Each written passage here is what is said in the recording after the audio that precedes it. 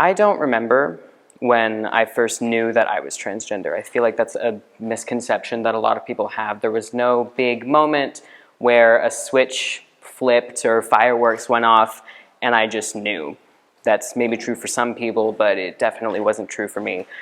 One of the earliest memories I have of anything concerning my gender was when I was around 6 years old and I watched the movie Victor Victoria with my mother and my godfather.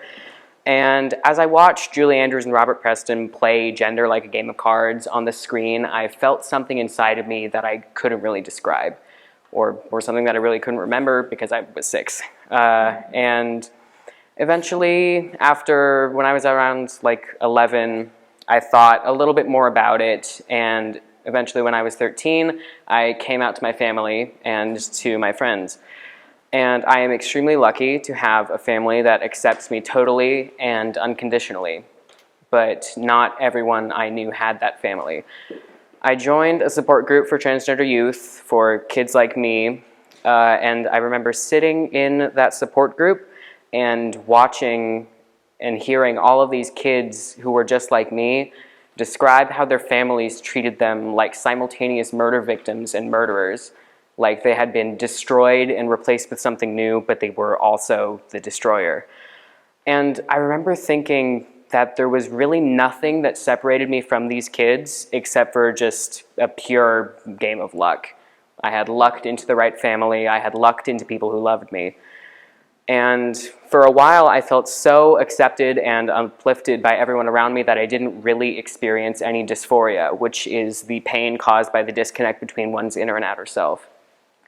But that didn't last forever. As my body continued to develop, I grew into a pubescent child. I was unfortunately cursed with triple Ds at 14, a round feminine face, and a voice that at least I felt could shatter champagne flutes.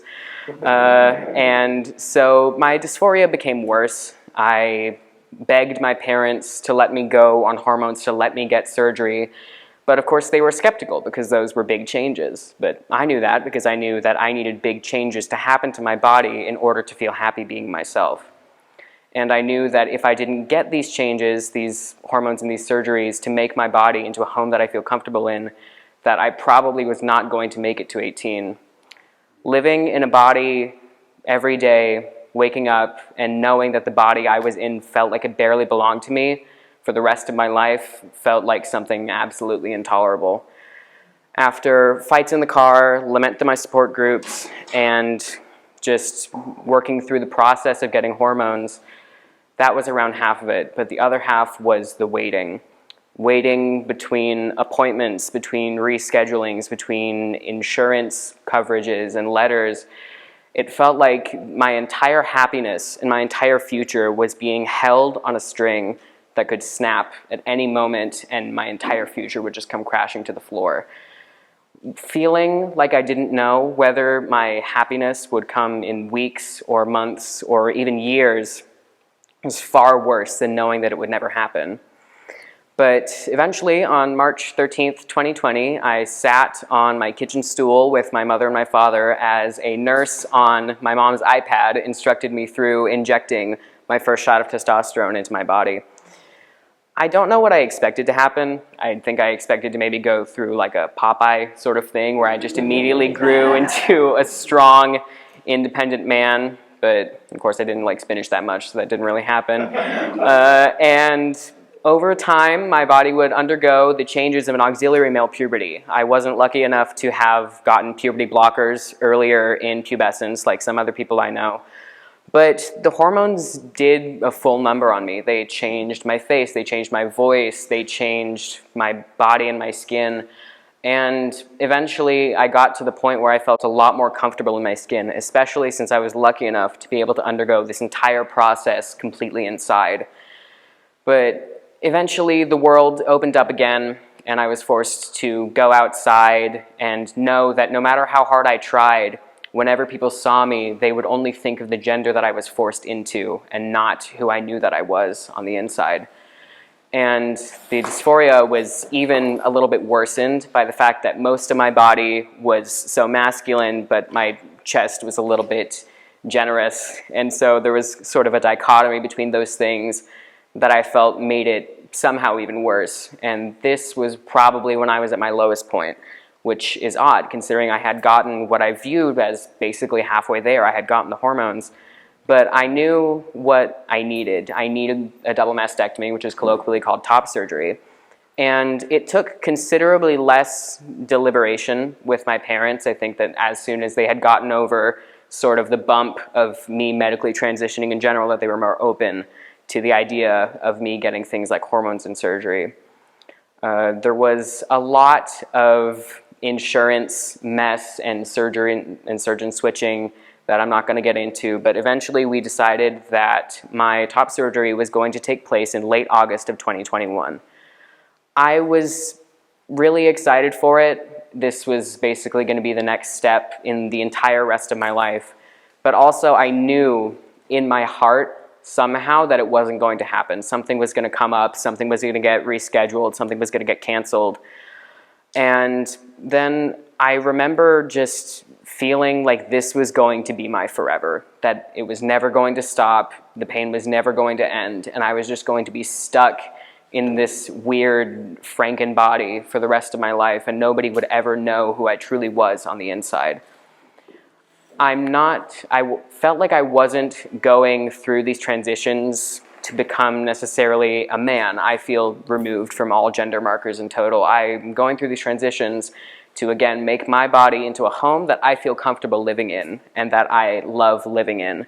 But that body is generally perceived by the rest of the world as masculine or as a man.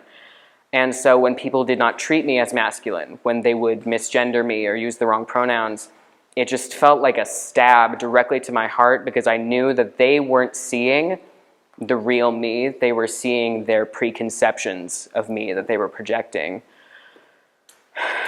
And I remember one day I woke up to my mom urgently shaking me awake, saying that my surgeon, Dr. Griffin, had had a cancellation and that I could get my surgery earlier.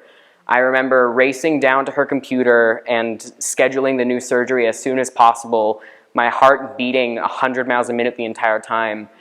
And then the confirmation popped up on the screen that my surgery, instead of being in late August, was going to be 2 weeks from that day. And just so much of the time that I had expected to wait just got removed within that fraction of a second. But I still had that feeling that it wasn't going to happen, that things weren't going to work out. And I remember anytime my mom got a text message or a phone call or looked at her phone during those 2 weeks, I felt myself tense up. And I was certain, this is it. It's getting canceled, it's getting postponed. It's just not going to happen. And all the way up until I felt myself going under the anesthetic, laying on that surgery bed in San Mateo, I was convinced that it was not going to happen. But it did happen. And as you can expect from major surgery, the weeks after were mostly composed of lying in my bed and doing pretty much nothing.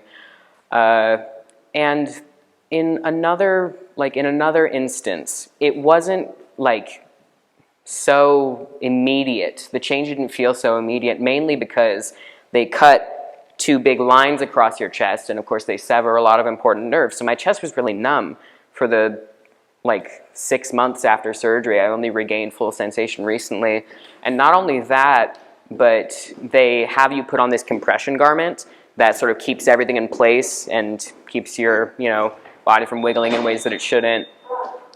And so it didn't feel like an amputation. It didn't feel like a really instantaneous change. Again, it was really gradual, sort of amorphous. And one moment, though, that I knew or felt that I had really made it was when I had all of my friends over to my house to swim.